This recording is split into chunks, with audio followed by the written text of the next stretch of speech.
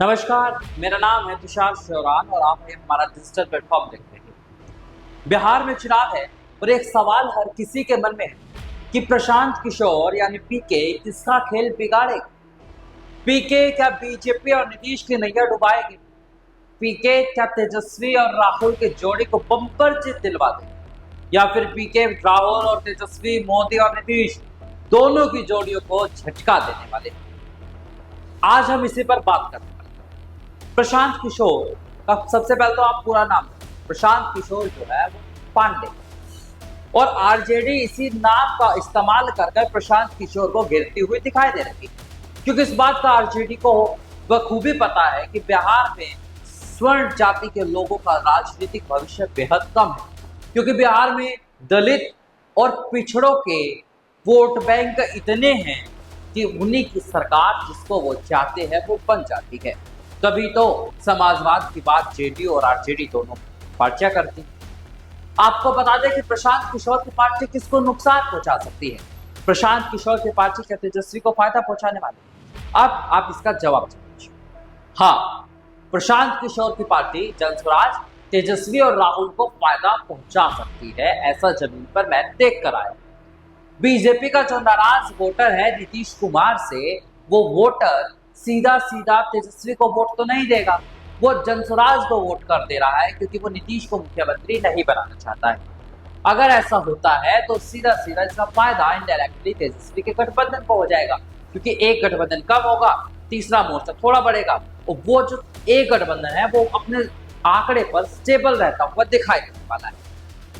और इसीलिए ऐसा माना जा रहा है कि पीके प्रशांत किशोर बीजेपी वाले गठबंधन को ज्यादा नुकसान पहुंचा सकते हैं। यह हो गया पहला पॉइंट। दूसरा, कितना नुकसान पहुंचा सकते हैं, तो यह है अब बीजेपी के वोटर के ऊपर डिपेंड करता है।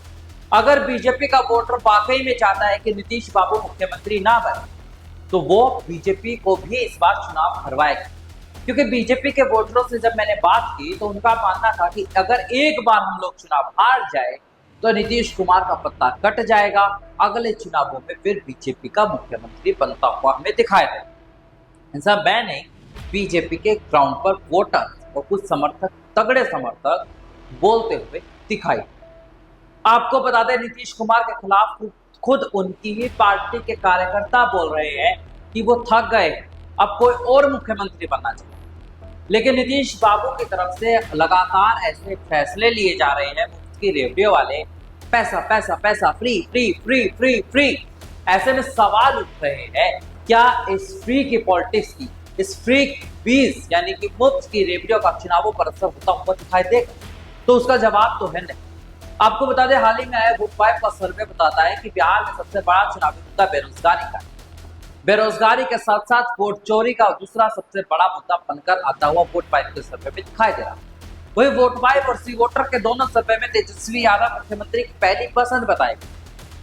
कल आए लोक पोल के ओपिनियन पोल में बताया गया कि तेजस्वी के गठबंधन महागठबंधन की माफ कीजिएगा सरकार बन सकती है और एनडीए की हार हो सकती है। यानी कि एक बात साफ कि बिहार का वोटर अब अपना मन बदलता हुआ दिखाई दे रहा है और अब तेजस्वी की सरकार की तरफ ये प्रोसीजर जाता हुआ दिखाई दे रहा है।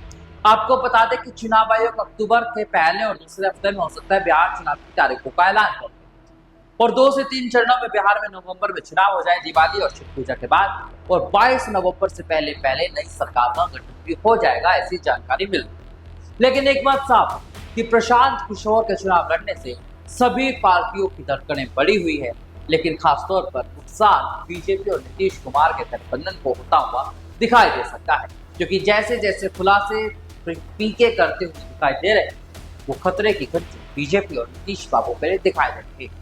नमस्कार।